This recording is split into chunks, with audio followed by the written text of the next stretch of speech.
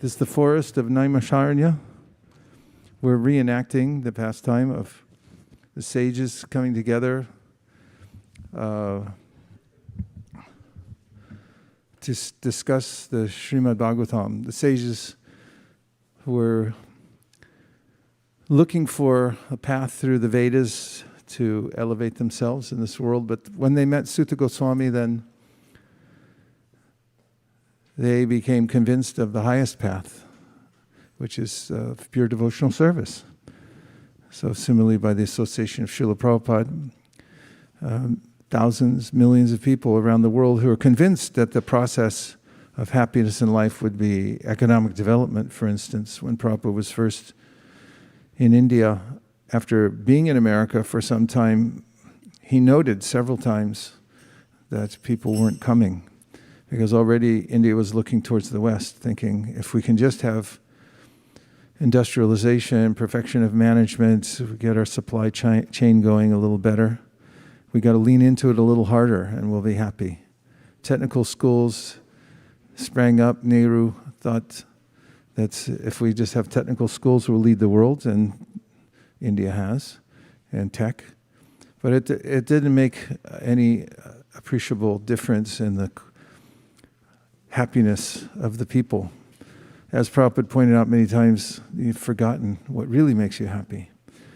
And so Srimad Bhagavatam is an important reminder of the ways in which we can actually align ourselves with the highest purpose of life and feel completely satisfied by the process of pure devotional service.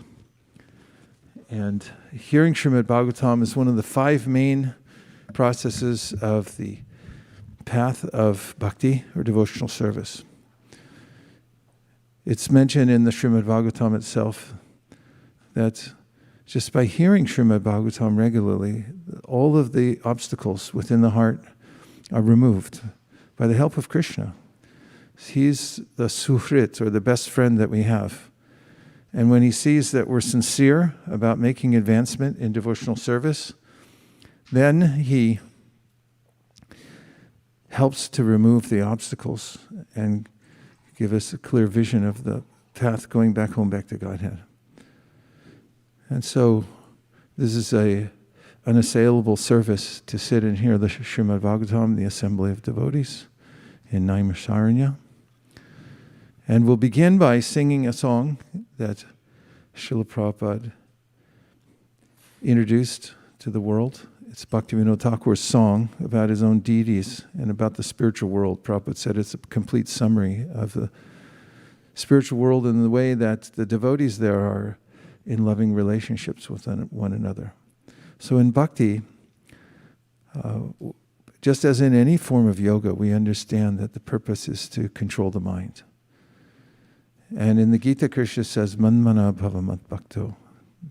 I am the ultimate object of meditation. So fix your mind upon me.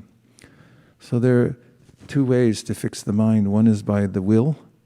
Again and again, as Krishna says in the 6th chapter of the Gita, one may impose one's willpower, and bring the mind back to thinking of the object of one's meditation. Or there's also an emotional way in which we can bring our mind. It's more powerful when it comes from the heart. That is, if we develop a sense of love for Krishna, just like if you go to the Dham, and let's say you're in Jagannath Puri for a week, and then you suddenly feel overcome by the sense that this is my home. I don't want to leave it. And you become emotionally attached. Or you're coming and worshiping the deities. Here we have Shri Shri Radha Madan Mohan. The name Madan Mohan means the one who attracts us away from the spiritual world. Because everyone's attracted here to beauty and wants to see some beautiful form. And the forms in this world, however, are a fake out, because they're just reflections of the spiritual world. So when we look at the forms here, we try to appreciate them, and then a few years later, you end up on the internet where people say, "You remember what they looked like? Now here's what they look like." you can gasp now, like, oh my God. And the other person's trying to do plastic surgery, and it's like, oops, they blew it, you know. It's like, now you look like a monster. So everything morphs in this world from being, oh, that looks very nice. I think I could enjoy that. Look, I could look at that for a long time. And then just a little while later, it's like, what's wrong with it now? It's like, it's not so nice anymore. And that's the difference between the material and spiritual energy. With Madan Mohan, he's increasingly attractive, and he calls our heart. So if through the process of bhakti, which means coming to the temple, ringing the bell, offering obeisances, taking a little charnamrita, circumambulating tulsi, all these devotional activities, they're otherworldly. It's like, why are you walking around a plant? And why are you taking a little sip of this or that, or ringing a bell and so forth? These are all activities on the spiritual platform. And after some time, we start to develop a sense of affection for them, attraction. Like, oh, I like that. Whatever it is, I want to do it again. And we come back again and again. And then when we hear Srimad Bhagavatam, the Association of Devotees, then we start to understand why we're feeling that way. And it becomes well-reasoned attraction, well-reasoned love. In other words, it starts, what Bhagavatam says matches what our heart is telling us. And then we can put our whole heart into it, and we have this emotional attachment to the deities. So when we think of them, no matter where we are, you can be in Iowa, and then think, Shri Shri Radha Madan Mohan, please save me. Please let me serve you here in Iowa, amidst the cornfields. And then, we feel that emotional attachment. And that emotional attachment grows more and more in the association of pure devotees. And then the impetus of life is that I want to just serve Krishna with nothing in return. I'm not asking for anything. Na dhanam, na janam, na sundarim, kavitam va jagadisha kame. Lord Chaitanya Mahaprabhu set the example. He showed us the mood of the advancing devotee. So I don't want wealth, I don't want followers, I don't want to have some relationship that'll be on the cover of the magazine, because here I am, I'm Krishna, here's Radha, like we're really cool. We don't, the devotee's not into that. He just wants Madan Mohan. Radha Madan Mohan, it's like, that's my life and soul. And you'll find that in the proclamations of the great devotees, that they're just saying, Krishna, Radha and Krishna, Lord Chaitanya Mahaprabhu, I'm only for them. And whatever they do, I'm still for them. That's it. I'm sold out. Like an animal gets sold to somebody and it's like, do you have any say in it? Nope, I don't have any say in it. I'm here. This is my master. This is the mood of somebody who surrenders in devotional service. And you may say, oh, that sounds like slavery or something like that. But maybe so, but it's divine slavery. And it's ultimately the most relishable experience, because that's our constitutional position, to be sold out to the Supreme Personality of Godhead. Cent percent.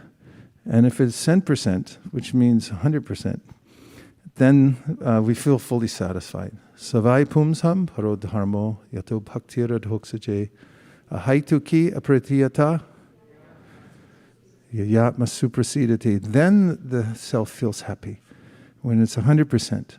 And then there's no gap in between.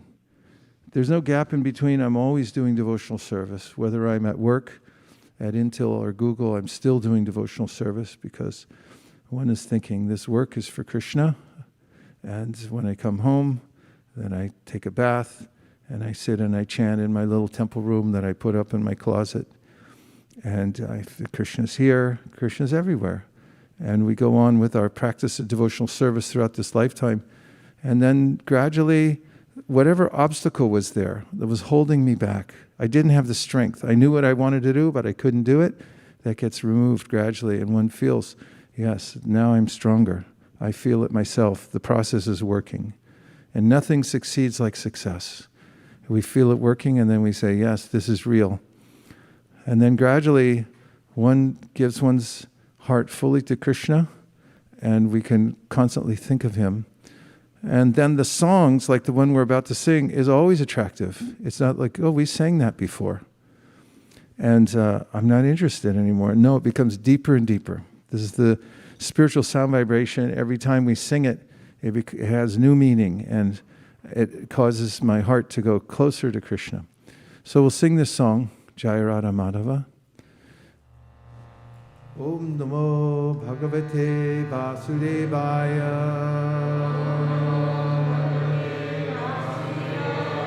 Om Namo Bhagavate Vasudevaya. Om Namo Bhagavate Vasudevaya.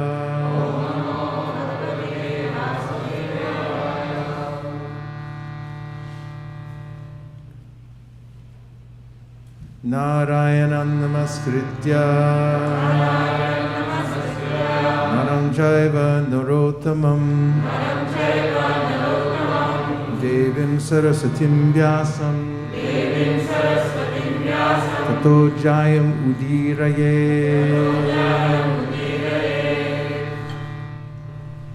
We're reading from the Srimad Bhagavatam. This will be Canto 6, Chapter 15, beginning at text 1. And the circumstances are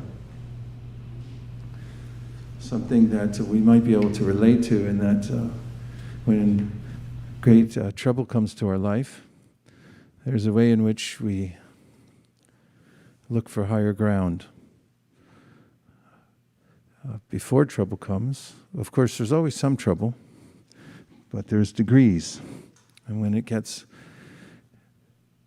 so onerous that we can't stand it anymore, we try to reach out and find help. In the case of Chitraketu, he had a child after a long time. He had tried. It's important for a king to have a successor. It's one of the main duties of a king is to leave a successor so there's no gap. And so the son, through the law of primogeniture, takes up the position if he wants it. And the king couldn't have a son even though he had many wives. But then he got a benediction that from a sage who could arrange for a soul to be born in the womb of one of his wives. And that was done. But he warned the king that before you have this benediction, I want you to know that it may be troublesome as well. And he explained that the son would be called Harsha Shoka, which means the cause of your happiness and your lamentation. And the king reasoned, as do most people in the material world, that, yeah, well, that's the way it is, right? You got to take the good with the bad. And then joyfully he went ahead, and the queen gave birth to a son. There was a problem, as there usually is, and that is that the king gave more affection to that wife. The other queens also felt jealous that I could have had a son, but this one queen had a son. And they conspired unimaginably, but actually we find these types of things happen in the material world. And they poisoned the infant. And so when the king and the queen heard about it, the maidservants in the palace were wailing when they saw that the child was no longer present in the body. And the queen came, and she became inconsolate, and then the king came in from outside and saw the scene and then verified it for himself, and he couldn't remain conscious. So this is one of the difficulties of material life, is I become so attached to all my circumstances, whatever they may be, that when they change, then I feel this great pain in my heart. The great pain of death actually is the pain of losing what I thought I had. I don't have anything, actually, but I attach myself to many things in this world, say, this is mine, and this is my reality. It's like yesterday, and we prayed for them. the residents of Northern California. There was some old town there. It's been around, a historic town. People, what is it, Greenville or something? Greenville. We offer our prayers to all the residents of Greenville that they may be safe and find shelter. But their whole town burned down suddenly. It's been there for years, and it's been their pride and joy. And now all of a sudden it's gone. And this is the basic premise of the material world. In fact, there's a saying in Bengali that describes the material experience in one sentence. I built this beautiful house for my enjoyment, and now it is burnt to the ground. The end. There's no extra after that. There's no footnote. That's just how it is. And eventually the whole material world burns to the ground. In fact, it's burning right now. In all its aspects, it's always being destroyed, falling apart. And if you try to take care of a house, you'll notice it, that it's always deteriorating. A car, always deteriorating. A little rust, next thing, the whole thing is enveloped. The whole material world is in the process of being destroyed, and yet I doggedly say, no, this is my home, I'm going to stay here. It's not my home, and these are not my people, only Krishna. So, and the devotees. So, Chitraketu had an abrupt change of consciousness because, first of all, he was informed, but he couldn't hear.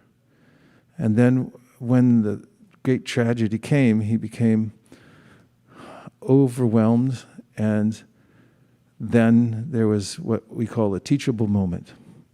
So we should prepare ourselves for teachable moments because they don't come that often. And it's possible, actually, during the opportunity for a teachable moment that I'll ignore it and just say, I'll dull the pain some other way.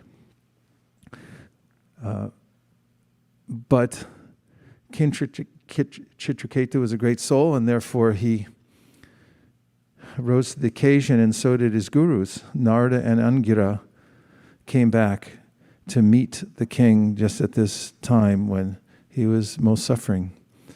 And they instructed him. They did so in a very special way.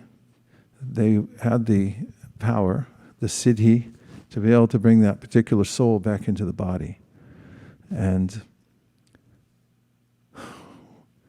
speak to the parents. So when they brought the soul back in the body and they said, why is it that you've left so in such an untimely way? And, your parents are here for you. And the little jiva looked at them and said, sorry, I don't recognize you. I've had a lot of parents, and I've been in I travel throughout the whole material world from one body to the next. I'm a jiva. I'm not the body. And King Chitraketu then had a revelation that gave rise to a sense of determination in his heart that I'm going to follow the path of the saints. I'm going to rise above the material world. And when we get this impetus, it's a great mercy, actually.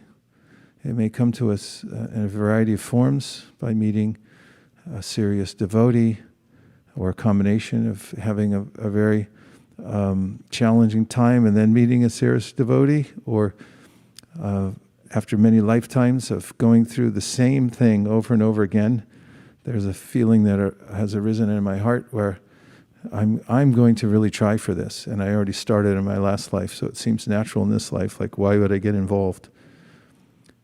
But in any case, once one has that resolution within one's heart that I'm going to go to Krishna, then this is the most fortunate situation for the jiva soul. In the Bhagavad Gita, Krishna says, Narupamasye hatato palabhyate nanto nachadir nacha samprachishta ashvatamenam suvaruda bulam asanga shastrena jhirena chitva. So Krishna describes the whole material world as an entangling banyan tree. We can't understand where it comes from, or we can rather. It comes from a reflection of the spiritual world. But while we're in it, we can't see its form. We can't see where it begins or where it ends. We can hear about it and understand that I took a wrong turn. And so then Krishna says, you should cut off that tree with the strong weapon of detachment. Detachment means attachment to Krishna. Anasaktasya vishayan yatarham upayunjita nirbandha Krishna sambandhe yuktam vairagyam uchite prapanchikatya buddhya hari sambandhi vastani mumukshavi parityago vairagyam palagukatite. When one learns the art of using everything for Madan Mohan, everything's for his service, for his pleasure, then we start to enjoy real sense gratification. Sarvapari nirmuktam tatprapena nirmalam hrishikena hrishikeshana sevanam. We're doing sevana to please the senses of Krishna. And therefore, my senses get purified and I also feel satisfaction. A satisfaction I've never felt in the material, ever. I've tried for it, and I've tried, but I can't get no satisfaction.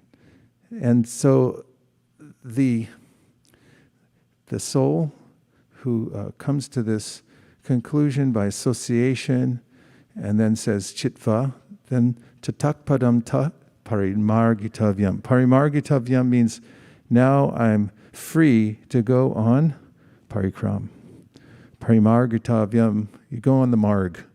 Pari, you go the whole way on the marg. The whole marg. And where does that marg? It's a pathway to meet Krishna personally in the spiritual world. Parimargitavyam. So he's there in the spiritual world. And that's why Prabhupada wrote the book, On the Way to Krishna. That's the spiritual path. We're on the way to Krishna. But Krishna says in the Gita, before you really get on that path and you really want to walk it, you got to cut down the material tree. So we hear about Chitraketu and how successful he is in cutting down that tree. And we can probably relate also because he had a traumatic experience before he gave his heart to the process. It was so traumatic, it's unimaginable actually, the kind of pain and suffering that he went through and his wife went through, everybody. But then he found his way by the association of devotees. Oh boy, Fog City. Om Ajnana Timirandasya Jnananjana Shalakaya Chakshurun Vidatam Yena Tasmai Shri Gurave Namah. Shri Shukadev Goswami said, well, King Chitraketu, overcome by lamentation, lay like a dead body at the side of the dead body of his son. The two great sages, Narada and Angira, instructed him about spiritual consciousness as follows. O king, what relationship does the dead body for which you lament have with you, and what relationship do you have with him? You may say that you are now related as father and son, but do you think this relationship existed before? Does it truly exist now? Will it continue in the future? Purport: the instructions given by Narada and Angira are the true spiritual instructions for the illusioned conditioned soul. This world is temporary, but because of our previous karma, we come here and accept bodies, creating temporary relationships in terms of society, friendship, love, nationality, and community, which are all finished at death. These temporary relationships did not exist in the past, nor will they exist in the future. Therefore, at the present moment, the so-called relationships are illusions. You're all young. What do you feel about these instructions? Do you think they're a little harsh? Or are they going right in? What is your reflection? Gita Priya? Just sit. They'll pass it to you. Let the microphones freely flow, please, through the room.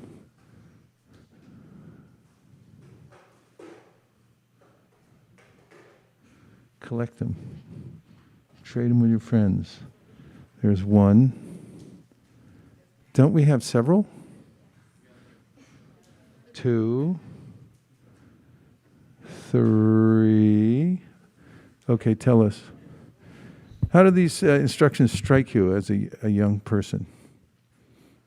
I think the more at first, like when I first heard these instructions, I was kind of like, whoa, that's really deep and kind of abrupt and straight to the point, and it's kind of shaking, like because I've kind of, I think everyone grows up like thinking that their relationships with like friends, family is kind of very super important, but in this verse they're saying that they're all temporary. So I kind of, at first I was pretty shocked, but then the more I thought about it, the more I kind of like reflected and realized how true it was. Because in the end, like it says in the purport, it will all go away at death. And yeah, so it was kind of shocking and abrupt at first, but then the more I thought about it, the more I understood and related. Thank you, Gitapriya. Now, Malini, as her mother, how do you feel when you're imparting such instructions to such a tender-hearted child? Not a child anymore, but you have been imparting such instructions since she was a child. How does it make you feel as a parent? Do you ever have pause and say, well, maybe this is too much to tell a young kid?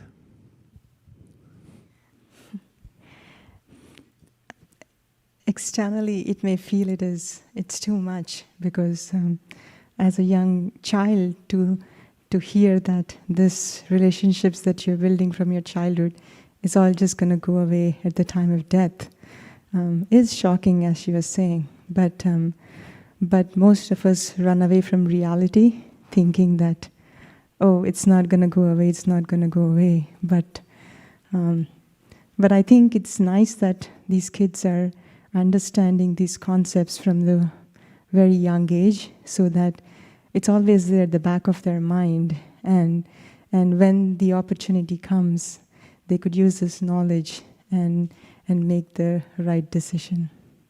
Thank you very much, Molly. Anyone else? Yes. No, just stay where you are. The mics should flow to you.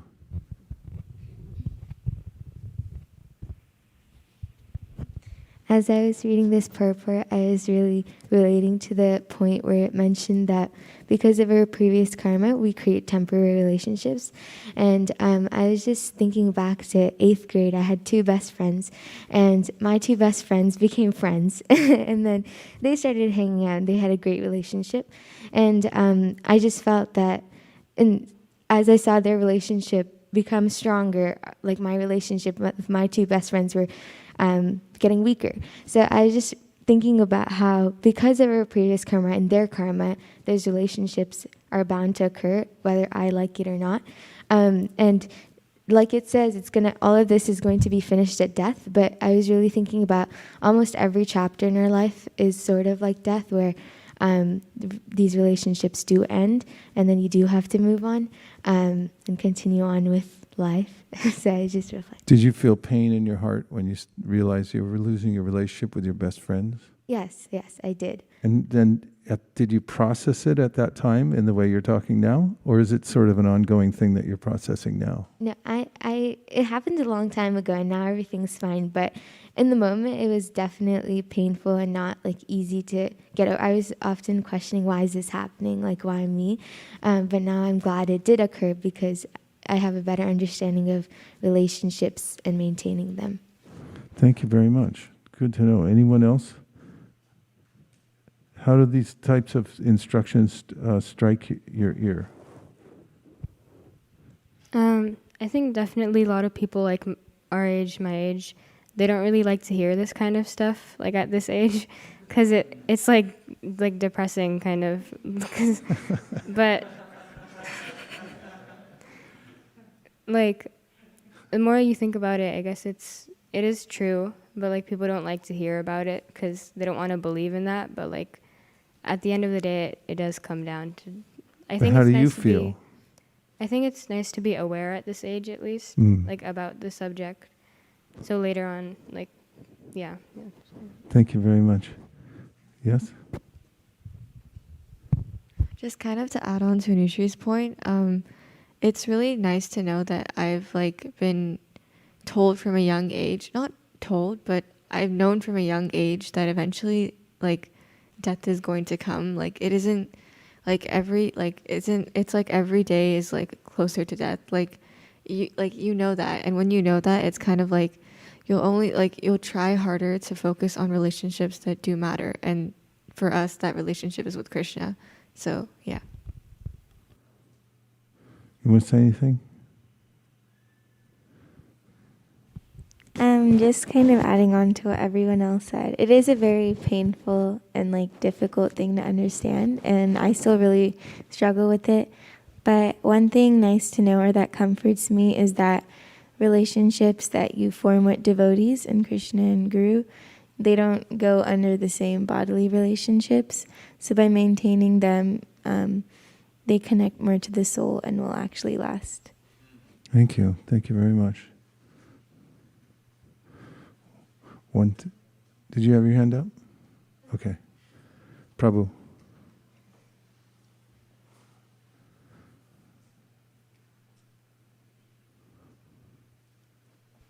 It's good. Okay.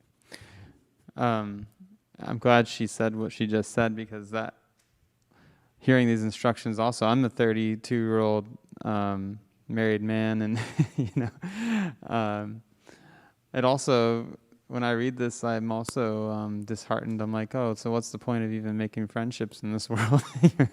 But then at the same time, what you said is, I find it to be true. And but who said? Huh?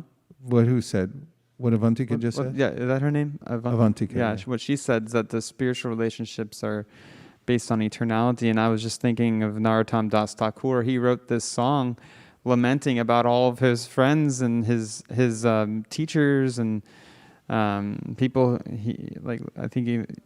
Like Lord Chaitanya, and where did they go? And he wants to smash his head against a rock, and one could be like, oh, he's just lamenting for the temporary body, but it's on a different level. So then it makes you question. It's like, well, there's this instruction here, and then there's Narottam Das Thakur and Chaitanya Charitamrita that, Chaitanya Charitamrita seems to be all about relationships, and then we have Narottam Das Thakur lamenting about seemingly lost relationships. So that also gets me wondering, okay, like, how do we really understand this?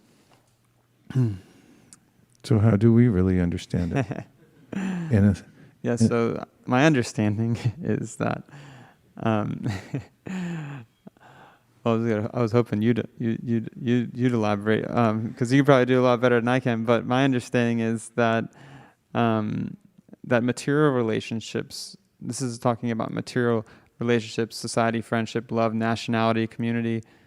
And Prabhupada has spoken a lot about people that relate the body. Like, I'm from here. This is my nation. This is my community. Like, they just relate on that level, but on the soul level. So the idea is that relationships that relate on the soul level, which are in connection with Krishna, are desirable. Those relationships should be sought out, and we shouldn't think like one might read this and be like, well, maybe I shouldn't have any friends, because if I develop a friendship with someone at the temple, then they're just gonna leave me someday, and I'm gonna be depressed, or I shouldn't get entangled with relationships because I'm gonna be disappointed, right? But that's not really our philosophy. We're personalists, so making relationships with fellow devotees and those who are interested in Krishna consciousness is desirable, is something we should really cultivate, because we really not only we nourish each other and we support each other. And sure, sometimes it may look like I don't, like my first brahmachari leader, I don't talk to him much anymore. Like, I probably haven't talked to him in years. He lives in a different country and everything now, but I'm still friends with him.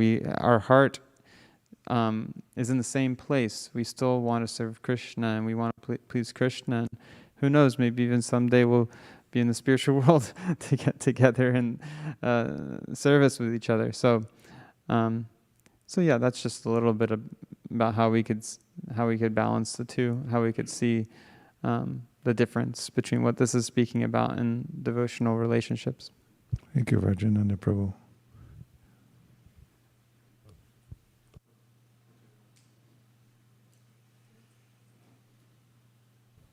Hare Krishna Prabhu, I was just thinking that, as kids, we all learned Twinkle, Twinkle, Little Star. And when I had totally memorized it, I had performed when I was a little kid. But then as I got older, I realized, oh, wow, this is what I was talking about, the real stars in the sky. This is what it meant. When I actually memorized it, I didn't understand. I say this analogy because since, our kids are very young, we tell them that, this is a material world. There's a spiritual world. There's transcendental. You can transcend these modes of material nature. They hear this over and over. They know Krishna is the Supreme Personality of Godhead. When they're young, they don't get the whole point of, death and, birth. They don't understand everything. But I just feel it's the same way how I realized all the poems that I learned as a kid, the nursery rhymes. It kind of sinks into them as the time goes by, the constant giving them just the input. And then as it goes, they just mature so much. They realize that, oh, wow, this is what it meant. When life strikes and gives you bowls, and at that time you'll think, oh, wow, what am I, lamenting for? Then you have the knowledge already, since you're a child. But then when life puts you into different situations, you actually use the knowledge at that time and get more realized. So I absolutely think that it's so important for children to be exposed to it. Thank you. And I didn't know there were other parts to the Twinkle, Twinkle, Little Star. Especially philosophical. I'm going to have to look back into that. Bali Prabhu?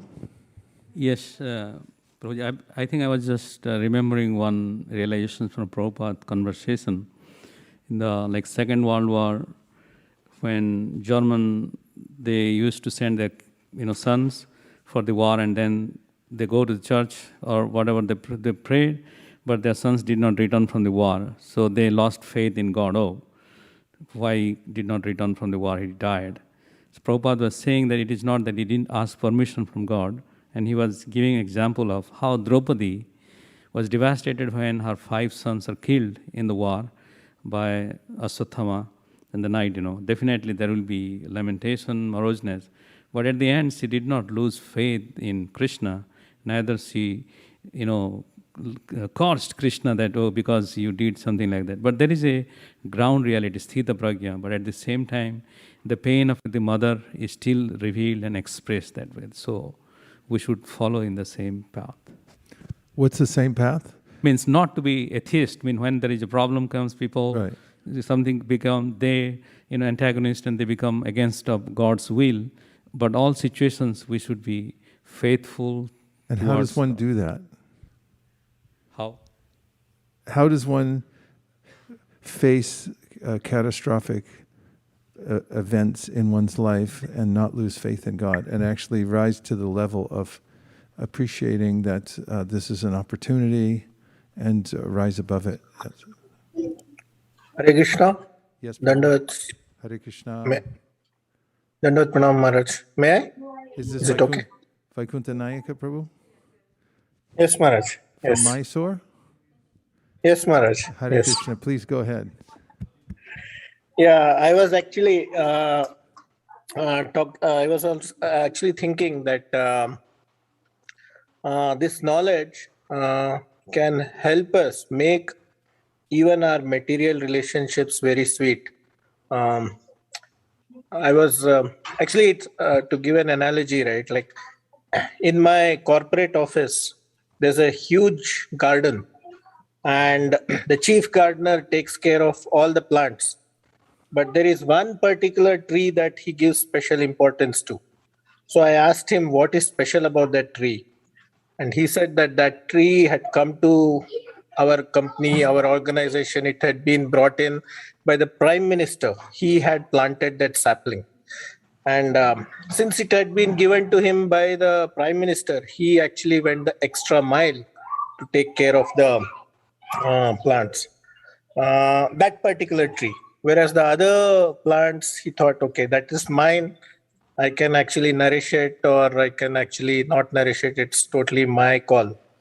So I was thinking in similar lines. If we think that, okay, my wife, my child, it is my choice. I could actually abuse them or I could actually take care of them. I think that they are my property. But if we feel that okay, this child has been given to me by Krishna for me to temporarily take care of, then just like that gardener who had a special affection for the tree given by the Prime Minister, I think we will give the extra attention to that child, right? Just my two thoughts. I don't know if it fits in, but yeah. Thank you, Maharaj. It was very beautiful. And you're getting a lot of love there, it looks like, from the devotees, appreciating it. We heard some exotic bird in the background. Is that a Mysore type of bird? Sorry, Maharaj, it was my little one. So Oh. sorry. You have your little birds there. Okay. Yes. Okay. Maharaj, I don't think it's an instantaneous event that you suddenly realize it and absorb it. It's a process of constantly, like waves and waves of realization that keep hitting you. Like a mother who's raising their child learns over time to hold on and then to let go and still stay attached for the sake of service, to make sure that the child is always following the path and not to hold on to them like we held on to them when they were 1 or 2 years old. It's no longer protective, more as guidance.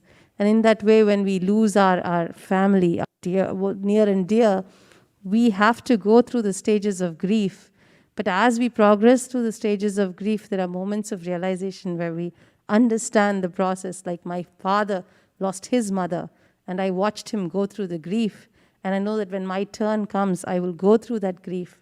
But I can see the waves, the birth and death that's happening again and again. And it's comforting to know that somebody knows better than me. And somebody out there has more sense than me and is looking out for me. Thank It's you. a very That was comforting thought. very helpful. Go ahead.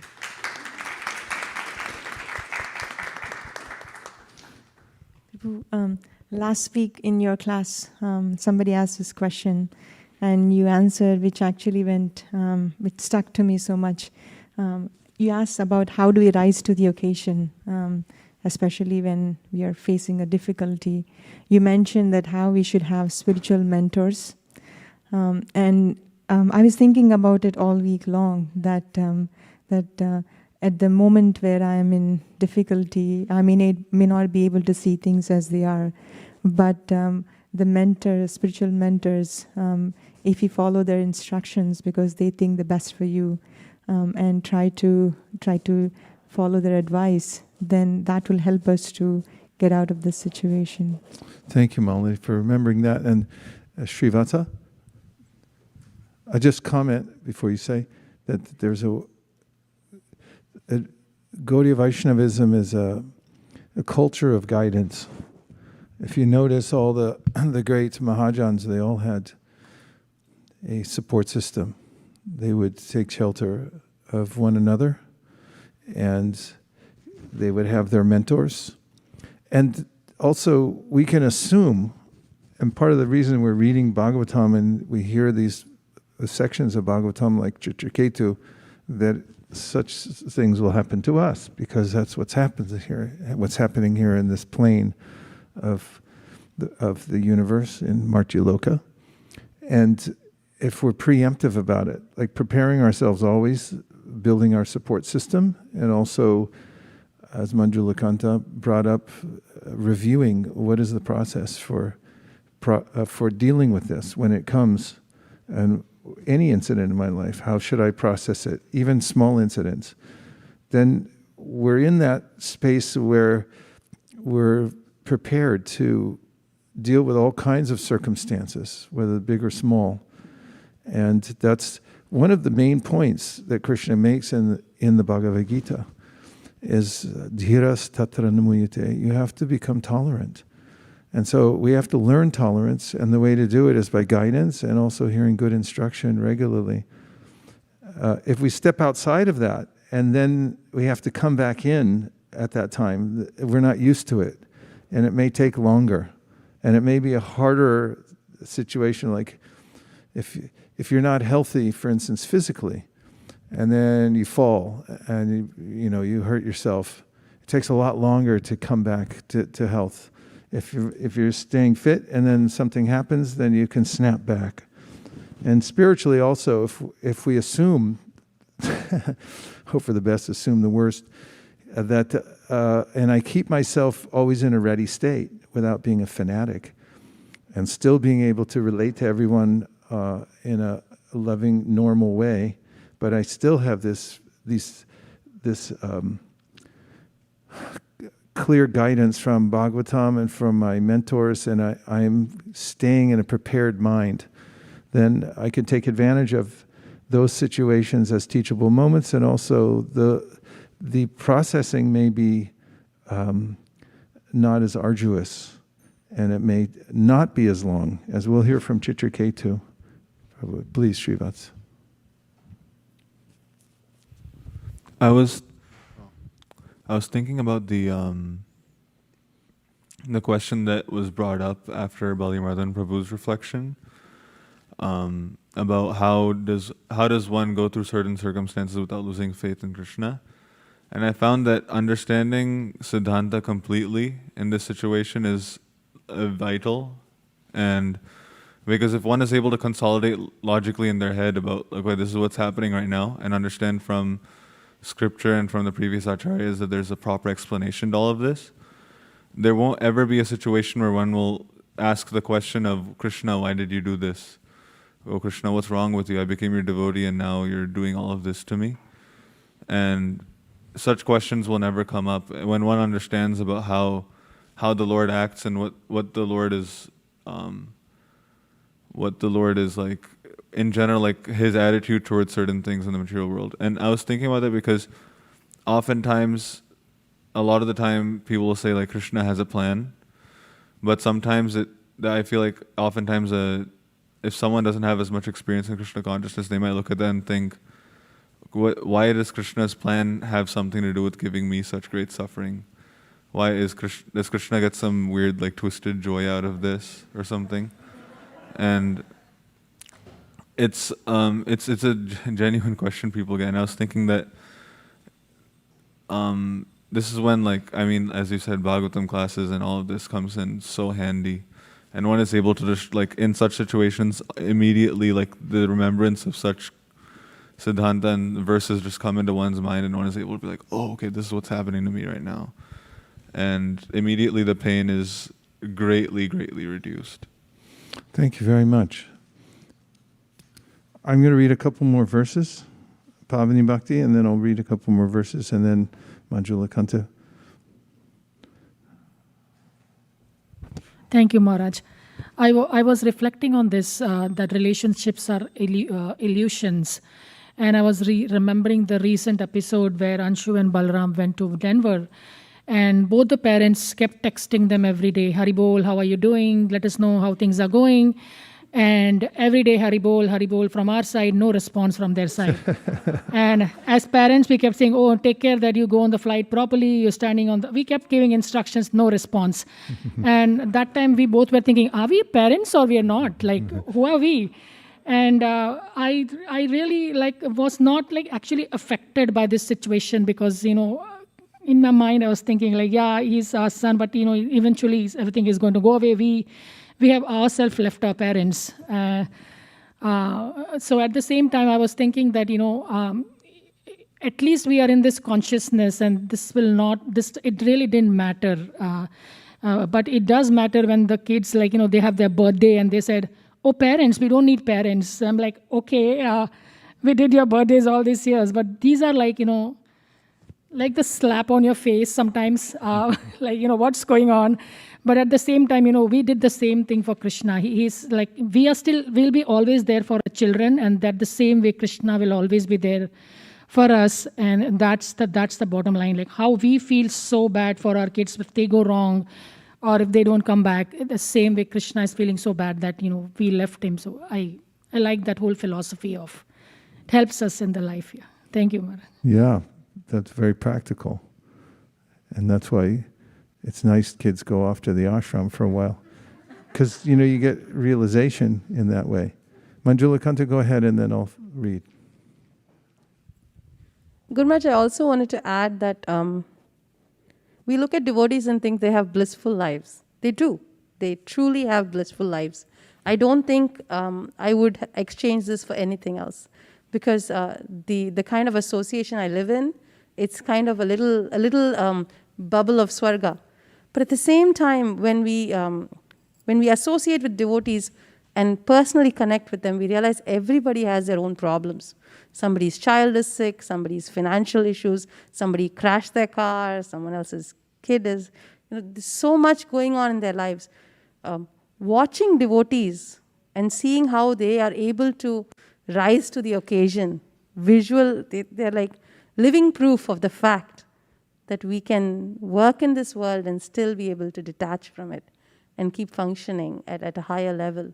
I think that association from devotees is so important. Like you said, guidance, but also just watching them live their lives is such. Right. That's why it's important to be in a community of devotees. And Bali Mardan Prabhu brought up that verse, Astita Dir Muni Uchite. Astita Di Muni is somebody who's actually assimilated the instructions of Bhagavad Gita, is able to live in the world without being tipped over at every incident that seems to go against his or her plan. Let's hear a few more verses straight from the Bhagavatam. Everyone okay? Oh, go ahead. I can wait for you to go. What? You can read. I can. After you. Okay.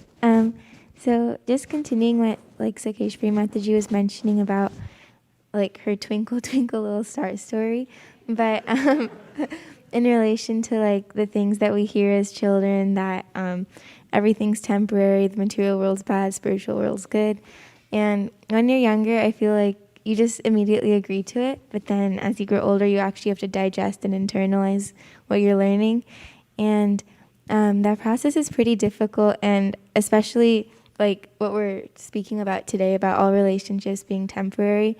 That was one of my greatest blockages or obstacles in Krishna consciousness, because I couldn't wrap my head around it. So I did a lot of searching for something that would keep me satisfied. And I was listening to this class about Queen Kunti and how she begged Krishna just like remove all familial attachments. And I was like, yeah, if like everything's temporary, I'd rather just be alone and like curl up in a ball and not speak to anyone. But I think it was Achyuta Gopi who was speaking, and she said that the reason Krishna didn't take away those familial attachments was because all five Pandavas and Draupadi, they were all devotees.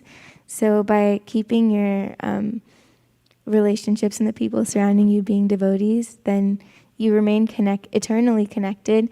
And she said that Bhakti Tirtha Maharaj even said that the people you serve with here are the same people you'll serve with in the spiritual world. So I was very comforted by that. Nice. Thank you very much for sharing your thought process. Okay, yeah. Never hold back. You don't have to hold back. Hare Krishna Maharaj.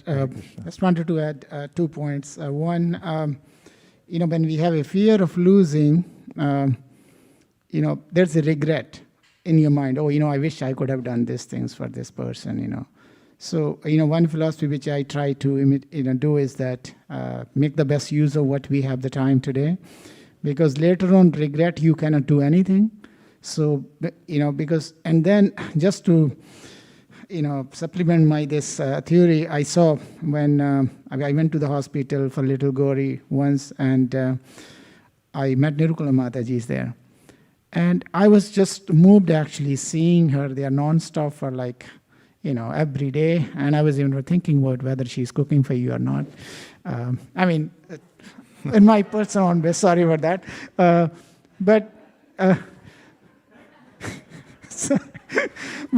I think when I asked her, Mataji, this is hard, and we were all worried, a sad mood. And I was moved by, what relationship we have. I said, what little Gauri has a relationship with the Nirukula Mataji's. And then I asked Mataji, this is so inspiring to see you here. While looking that you are now driving, you came and you're going to the hospital. While I'm just watching you, I just feel so inspired. And she answered in one line. She said, this is what Prabhupada did for us. I was, after that, my mind completely, I was emotional, but it gives me strength. Hey, you know what? We have to do the best in that moment, what we can do. Then all the strength you can drive by following in the footsteps of the exalted devotees. Now that one, you're giving it up. That's very practical.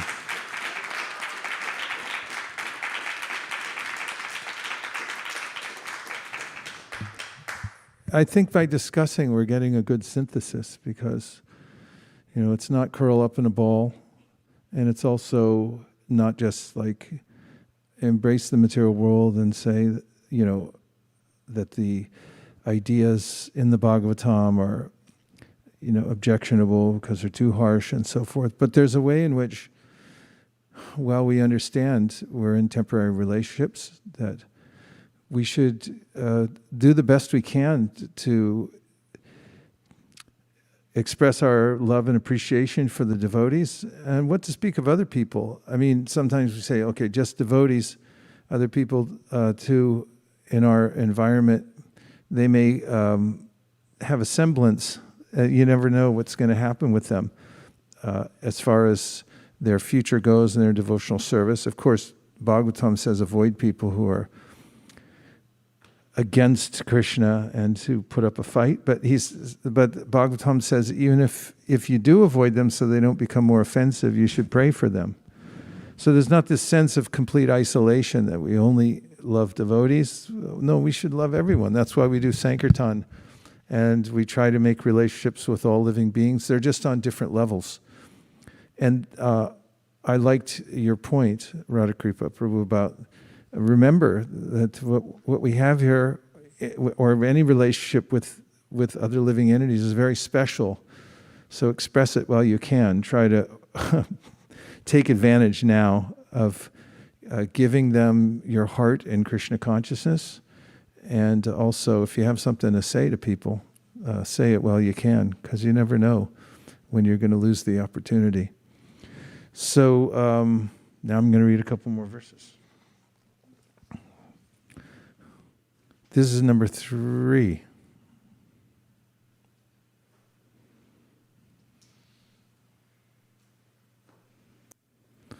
O King, as small particles of sand sometimes come together and are sometimes separated due to the forces of the waves, the living entities who have accepted material bodies sometimes come together and are sometimes separated by the force of time. Purport: the misunderstanding of the conditioned soul is the bodily conception of life. The body is material, but within the body is the soul. This is spiritual understanding. Unfortunately, one who is in ignorance, under the spell of material illusion, accepts the body to be the self. He cannot understand that the body is matter. Like small particles of sand, bodies come together and are separated by the force of time, and people falsely lament for unification and separation. Unless one knows this, there is no question of happiness. Therefore, in Bhagavad Gita 2.13, this is the first instruction given by the Lord. Dehinosmin yata dehe, komaranyo vanam jara, tata dehantara praptir, dhiras tatranamukhyati. As the embodied soul continually passes in this body from boyhood to youth to old age, the soul similarly passes into another body at death. The self-realized soul is not bewildered by such a change. We are not the body. We are spiritual beings trapped in the body. Our real interest lies in understanding this simple fact. Then we can make further spiritual progress. Otherwise, if we remain in the bodily conception of life, our miserable material existence will continue forever. Political adjustments, social welfare work, medical assistance, and the other programs we have manufactured for peace and happiness will never endure. we shall have to undergo the sufferings of material life one after another. Therefore, material life is said to be dukkha layam ashashvatam. It is a reservoir of miserable conditions. When seeds are sown in the ground, they sometimes grow into plants and sometimes do not. Sometimes the ground is fertile and the sowing of seeds is unproductive. Similarly, sometimes a prospective father, being impelled by the potency of the Supreme Lord, can beget a child, but sometimes conception does not take place. Therefore, one should not lament over the artificial relationship of parenthood, which is ultimately controlled by the Supreme Lord. Purport. Maharaj Chitraketu was actually not destined to get a son. Therefore, although he married hundreds and thousands of wives, all of them proved barren, and he could not beget even one child. When Angira Rishi came to see the king requested the great sage to enable him to have at least one son. Because of the blessing of Angira Rishi, a child was sent by the grace of Maya. By the grace of Maya. That just reminded me, I wrote something in my notebook the other day. It says, the favor of Maya is not a benediction. And there's a way that it relates to our earlier conversation, because someone, as I think Srivasa said, there's a way in which I say, like, unless I'm favored in this mental construct I've created for myself here in this material world, unless it harmonizes with that, then I take it as I'm being tortured or somebody's being vindictive against me. And when I get some favor in the material world, then I think, oh, now you're talking. You're talking my language now. But actually, the favor of Maya is described in the section of Prahlad Maharaj and Nrsimhadev fighting with Hiranyakashipu, which is a so extreme case. But because of that, it assumes all other circumstances that we can observe in this world. Prahlad said to his father, or said to Lord Nrsimhadev, why would I want anything in this world? I already saw my father get all these so-called benedictions, and he couldn't handle them. If anybody could have handled it, it should have been him. But he couldn't handle it. And then, even when he was fighting with Nrsimhadev, he got loose, did Hiranyakashipu, and everyone's like, oh no, maybe his path was the right way, but it was only a little playful gesture by Nrsimhadev, like a cat lets a mouse go for a few minutes, and then, got you again. And Prabhupada explains there that these benedictions of the material nature are not benedictions at all. They're a fool's paradise. And so that's a Stita Dir Muni, as mentioned by Krishna in the Bhagavad Gita. Here she sees that there's no benediction here in the material world. Shubha, Ashubha. Whether it's auspicious, so-called auspicious or inauspicious, the material world, it's all bad. Because this is temporary material world. What do you think of all this? What? Yeah, she said as well said, give her the mic. Welcome to the class, by the way. No, I think it's very well said and very true that this world that we do live in is very temporary, and when I look at life and I just look at what I've experienced in life, I've come to realize that over time, that it is absolutely true that a lot of this is very temporary, and it can fade within seconds. It can, we tend to hold on to these things, but they're all really attachments, and there will come a point when they'll actually fade. Youth will fade, money comes and goes, your professional success and power, it's all very temporary. And ultimately, there is a deeper meaning to life than than being attached to all of this material world. Thank you. We needed that.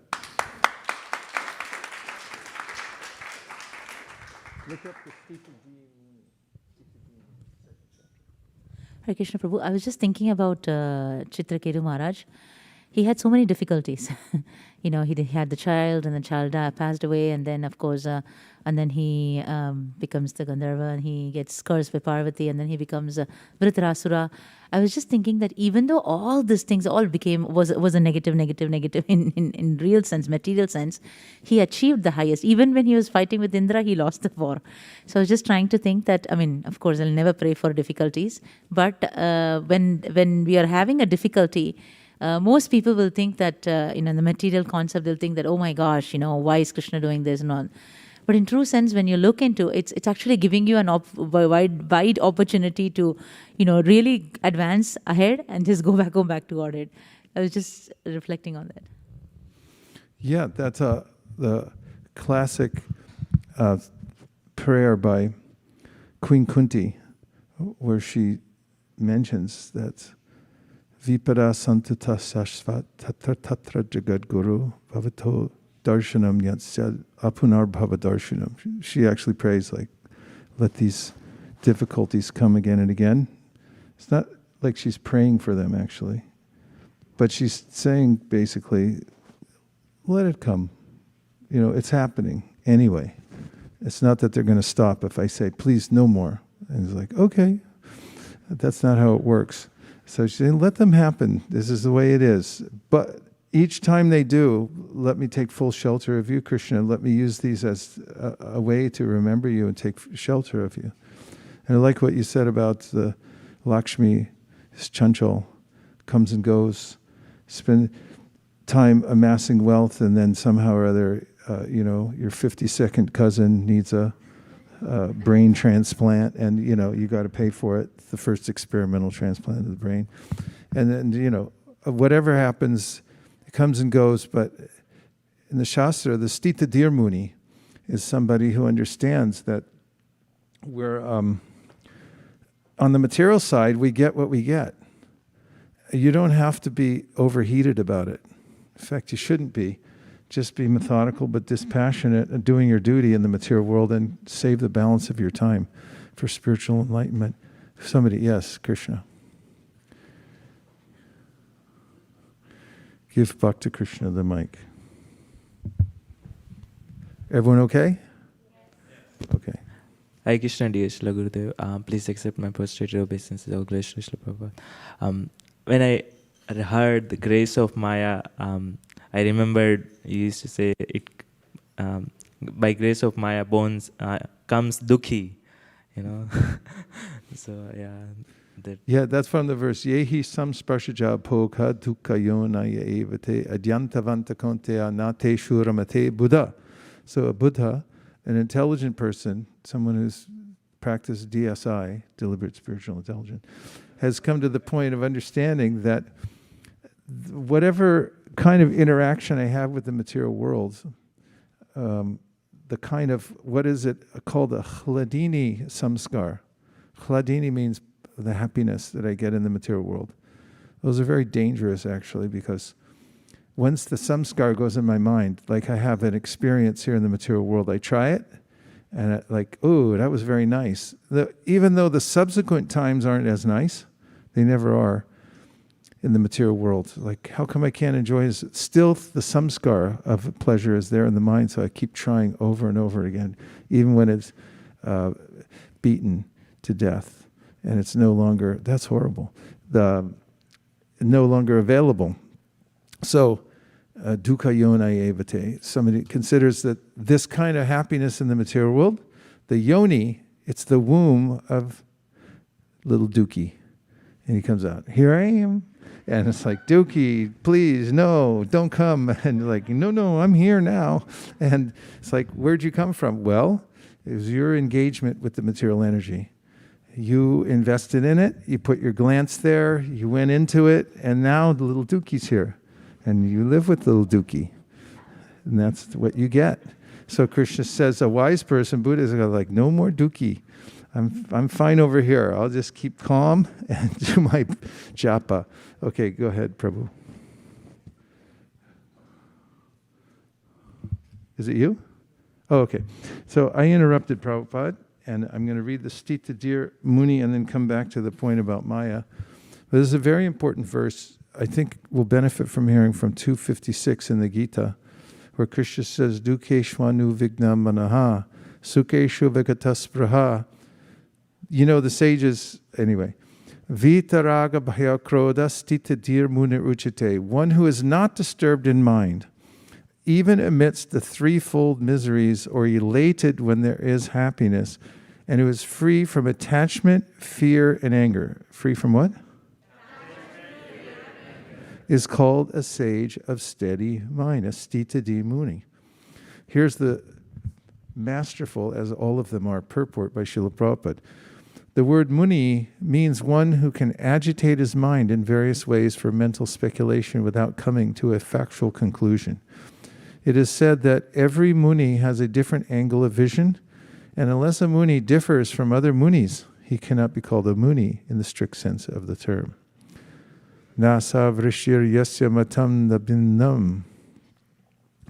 Mahabharata Vanaparva. But a stita dhir muni, as mentioned herein by the Lord, is different from an ordinary muni. The stita dhir muni is always in Krishna consciousness, for he has exhausted all his business of creative speculation. No mas. Uvarimashta. He is called Prashanta Nishesha Manoratantam from the Stotra Ratna, number 43. Do you have that one somewhere? The verse? Govinda from the Stotra Ratna? Maybe we can find that one. It's not in the pink book, I don't think, but you can try. Or one who has surpassed the stage of mental speculations and has come to the conclusion that Lord Sri Krishna or Vasudeva is everything. Vasudeva Sarvamiti Samahatma Sudurlabha. He is called a muni fixed in mind. Such a fully Krishna conscious person is not at all disturbed by the onslaughts of the threefold miseries. For he accepts all miseries as the mercy of the Lord, thinking himself only worthy of more trouble due to his past misdeeds, and he sees that his miseries, by the grace of the Lord, are minimized to the lowest. Similarly, when he is happy, he gives credit to the Lord, thinking himself unworthy of the happiness. He realizes that it is due only to the Lord's grace that he is in such a comfortable condition and able to render better service to the Lord. And for the service of the Lord, he is always daring and active, and is not influenced by attachment or aversion.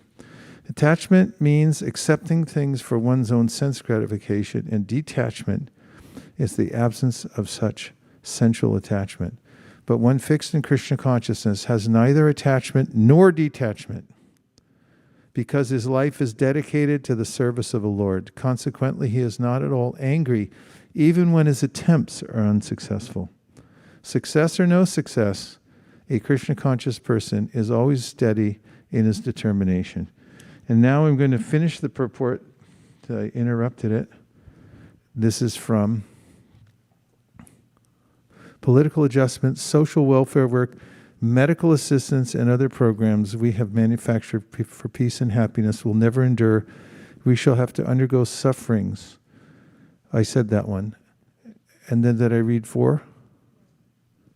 Where was it that we stopped? Where's that? I'll read from the screen. There it is. Because of the blessing of Angira Rishi, a child was sent by the grace of Maya. But that child was not to live for long. Therefore, in the beginning, Angira Rishi told the king that he would beget a child who would cause jubilation and lamentation. King Chitraketu was not destined to get a child by providence or the will of the Supreme.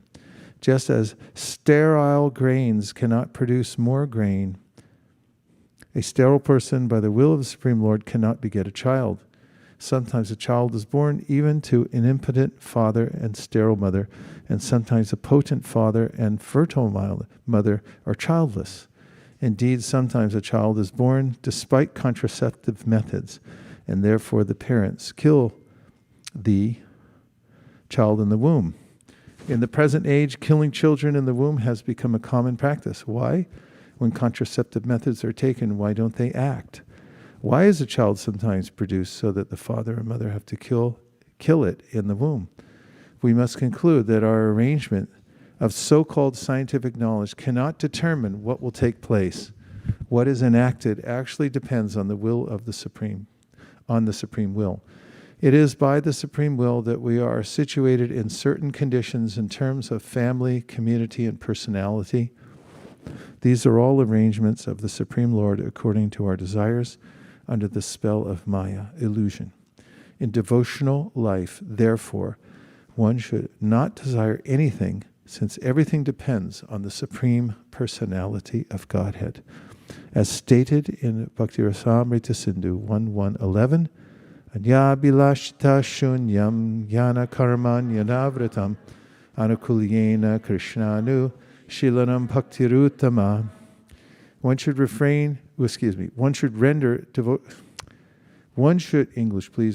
render transcendental loving service to the Supreme Lord Krishna favorably and without desire for material profit or gain through fruitive activities or philosophical speculation.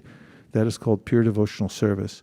One should act only to develop Krishna consciousness. For everything else, one should fully depend upon the Supreme Person. We should not create plans that will ultimately make us frustrated. Om Tat Sat. So the story goes on to describe, and we're not going to go into it now, except for a summary, that Chitraketu, then having been in this situation, received good instruction, reacted to it by taking full shelter of his gurus, Angira and Narada.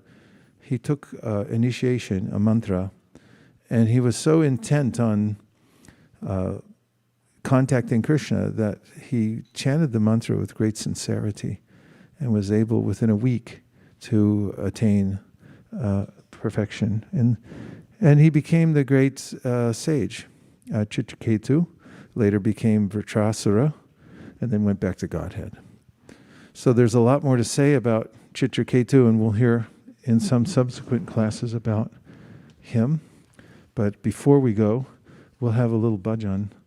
And then this morning I have to drive up to Sacramento because we have a flourishing community up there. And I'm going to stay overnight in Sacramento and then come back for the Sunday program because I can't miss it. It's just too nice. And thank you for coming this morning and for joining online. Let's sing a little bit. And if you need to stand up and stretch, you can do it. Anybody needs to. Yeah, already did it?